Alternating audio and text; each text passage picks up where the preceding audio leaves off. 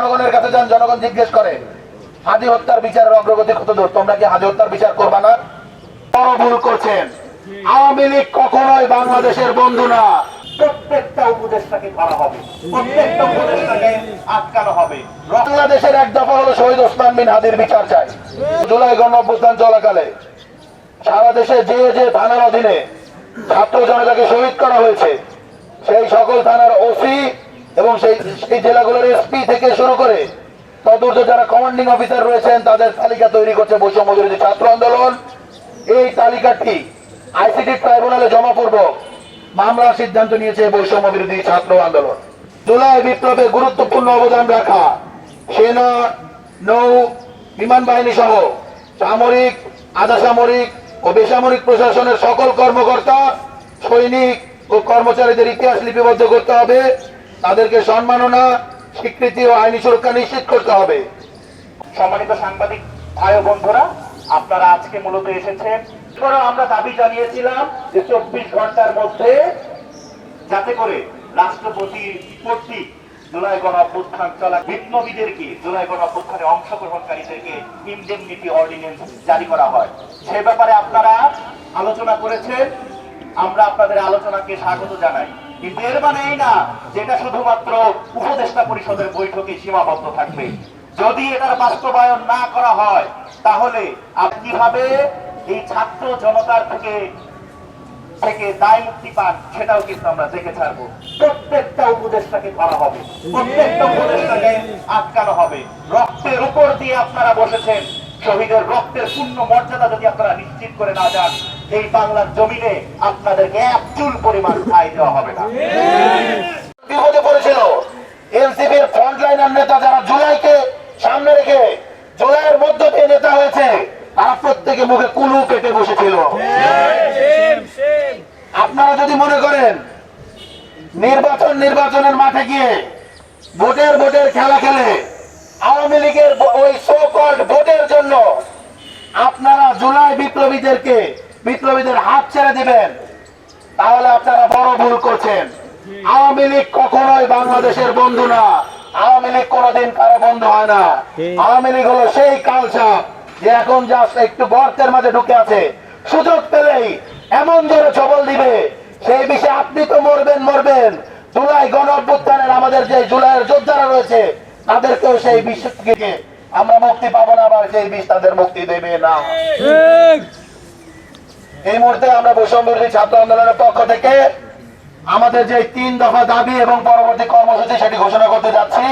আমাদের প্রথম দফা একটু সংশোধিত হয়েছে। বৈষম্য বিরোধী ছাত্র আন্দোলনের পক্ষ থেকে 3 দফা দাবি। আমাদের প্রথম দাবি, মাহাদি ও সুরভিকে নিঃশর্ত মুক্তি দিতে হবে এবং ওমর ফারুক সহ সকল হেনস্থাকারী পুলিশ ও প্রশাসনের কর্মকর্তাদের বিরুদ্ধে তদন্ত কমিটি গঠনপূর্বক শাস্তিমূলক ব্যবস্থা গ্রহণ করতে হবে। আমাদের দ্বিতীয় দফা হলো জুলাই গণঅভ্যুত্থানে অংশগ্রহণকারী ছাত্র শ্রমিক জনতার 1 জুলাই থেকে 8 আগস্ট পর্যন্ত পরিচালিত সকল কর্মকাণ্ডের জন্য দায় মুক্তি প্রদান করে অবিলম্বে রাষ্ট্রপতির মাধ্যমে অধ্যাদেশ জারি করতে হবে।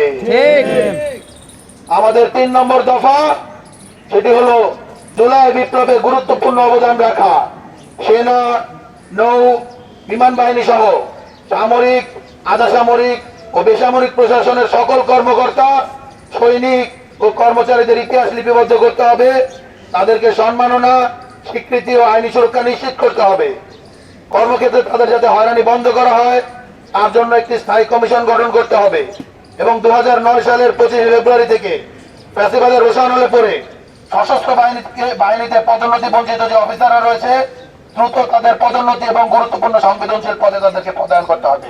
আমরা কর্মসূচি ঘোষণা করছি, আগামীর কর্মসূচি কার্যক্রম কিছুটা এগিয়েছে, আমি একটু আপডেট দিতে চাই।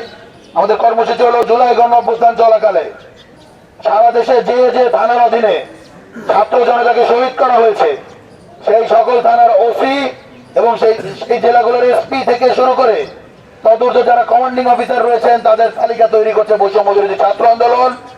এই তালিকাটি আইসিটি ট্রাইব্যুনালে জমাপূর্বক মামলার সিদ্ধান্ত নিয়েছে বৈষম্য বিরোধী ছাত্র আন্দোলন। 2 নম্বর আমাদের যে কর্মসূচি যেটি চলমান রয়েছে সেটি হলো ইনডিমনিটি অর্ডিন্যান্স রাষ্ট্রপতি কর্তৃক জারি নিশ্চিতে আইন উপদেষ্টা এবং স্বরাষ্ট্র উপদেষ্টার সাথে মত বিনিময় করবে বৈষম্য বিরোধী ছাত্র আন্দোলন।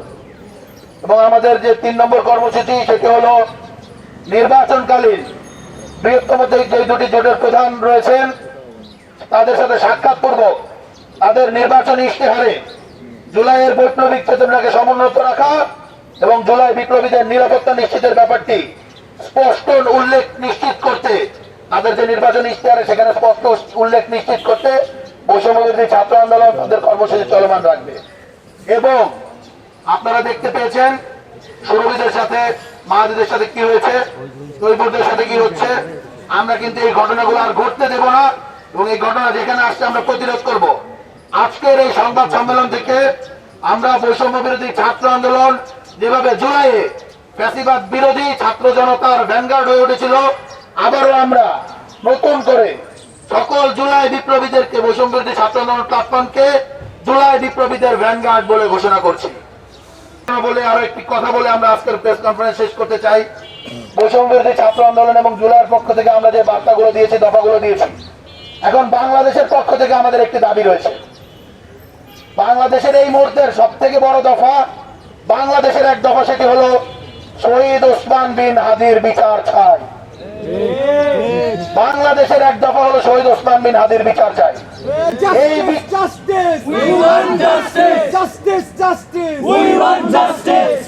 অবিলম্বে শহীদ ওসমান বিন হাদির কে যারা খুন করেছে তাদের গ্রেফতার করতে হবে। যারা এর পেছনে কুশীলভ রয়েছে আর সেগুলো জনসম্মুখে প্রকাশ করে তাদেরকে গ্রেফতার করে আইনি ব্যবস্থা নিতে হবে। এবং এই জায়গা থেকে বাংলাদেশের ছাত্র জনতা ছাড় দেবে না। যারা এই নির্বাচনে যাচ্ছেন, প্রত্যেকটা জায়গায় আমরা দেখি নির্বাচনী সকল নেতারা রয়েছেন, তারা যখন এলাকায় যান তাদের রিলস গুলোতে দেখতে পাই, তাদের নির্বাচনী প্রচারণায় দেখতে পাই, যখন জনগণের কাছে যান জনগণ জিজ্ঞেস করে হাদি হত্যার বিচারের অগ্রগতি কত দূর, তোমরা কি হাদি হত্যার বিচার করবা না? সুতরাং একটা কথা স্পষ্ট, হাদি হত্যার বিচার না করে যারা নির্বাচনের মাঠে যাচ্ছেন বাংলাদেশের জনগণ কিন্তু আপনাদেরকে প্রত্যাখ্যান করবে। এই কথাটা আমরা আপনাদেরকে স্মরণ করে দিয়ে আজকে আমাদের প্রেস কনফারেন্স শেষ করছি। ইনকিলাব জিন্দাবাদ।